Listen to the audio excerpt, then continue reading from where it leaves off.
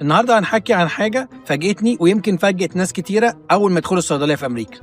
تدخل الصيدليه هنا تلاقي رفوف مليانه ادويه كتيره قوي، بس تيجي عند الصيدلي وتقول له اديني دواء بتاع المعده اللي انا متعود اخده من بلدي، يقول لك لا عايزين روشته. طب ايه الادويه اللي انا اقدر اشتريها هنا من امريكا من غير روشته؟ عندك مثلا التايلينول والادفيل، ممكن اخدهم للصداع للسخونه كمسكن مثلا. تاني حاجه مثلا ممكن اخد زيرتك اخده مثلا لحساسيه الجلد، اخد كلاريتين للجيوب الانفيه. تالت حاجه نقدر نجيبها من عراف ادويه المعده، ادويه الحموضه، لو في اسهال لو في امساك، كل دول موجودين على الرف. تقدر كمان تجيب كريمات من على الرف للحروق ولدغات الحشرات. كمان تقدر تجيب شنطه اسعافات اوليه وتخليها في البيت. الاسبرين اللي احنا متعودين عليه في مصر موجود هنا كمان على الرف ومش محتاج روشته.